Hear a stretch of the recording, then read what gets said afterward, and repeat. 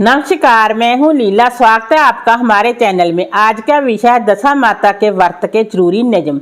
दशा माता का व्रत एक बार करने के बाद हर बार किया जाता है।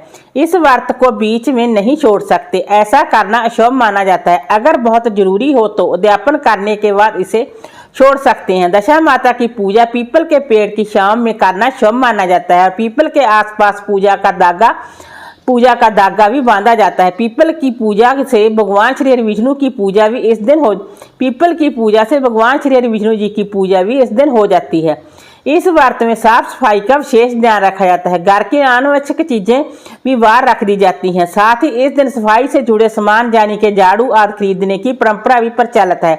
दशा माता व्रत करने वाली महिलाएं दिन भर में मात्र एक बार भोजन या फलाहार कर सकती हैं।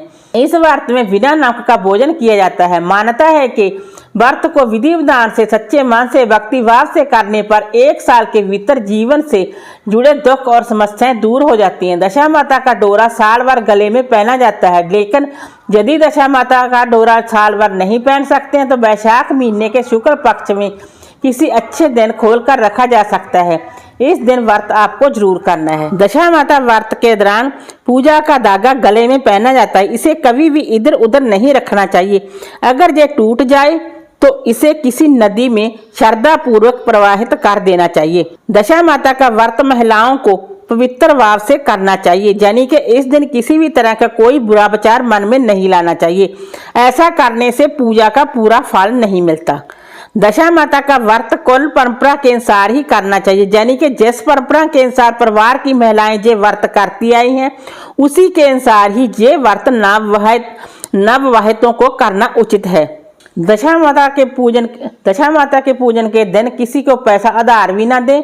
इस दिन अपने घर की कोई वस्तु भी किसी को नहीं देना चाहिए और ना ही किसी से कोई वस्तु या पैसा मांगना चाहिए। इस दिन घर का पैसा खर्च नहीं करना चाहिए। दशा माता पूजा के पूरे दिन बाजार में से कोई भी चीज वस्तु नहीं खरीदने चाहिए। यथासंभव जरूरत की वस्तुएं एक दिन पूर्व ही खरीद कर रख लें। दशा माता का व्रत जीवन में जब तक शरीर साथ दे तब तक किया जाता है। इस व्रत को बीच में नहीं छोड़ सकते, ऐसा करना अशुभ माना जाता है। दशा माता की पूजा विधि पूर्वक करने से माता की कृपा सदैव बनी रहती है, घर में सुख समृद्धि आती है। दशा माता के व्रत के दिन सुबह स्नान आदि करने के बाद हाथ में जल और चावल लेकर व्रत पूजन का संकल्प लें। पीपल वृक्ष को भगवान श्री विष्णु का रूप मानकर प्रणाम और पूजा करें। पीपल वृक्ष की प्रदक्षिणा करते हुए भगवान श्री विष्णु के मंत्रों का जाप करें। पीपल के नीचे शुद्ध देसी घी का दीपक लगाएं। इसके बाद अबीर, गुलाल, कुमकुम, चावल, फूल आदि चीजें एक एक करके चढ़ाएं। पूजा करने के बाद पीपल के वृक्ष के नीचे बैठकर नल दमयंती की कथा सुने। घर के मुख्य दरवाजे के दोनों ओर हल्दी कुमकुम के छापे लगाएं। इस दिन बिना नमक का भोजन करें। इस प्रकार जो दशा माता की पूजा करता है उसके घर में हमेशा सुख समृद्धि बनी रहती है और परेशानियां दूर रहती हैं। इस दिन पूजा के बाद आप दशा माता की कथा जरूर सुनें। वीडियो अच्छा लगा हो तो लाइक कीजिए, शेयर कीजिए, सब्सक्राइब कीजिए। Thanks for watching this video.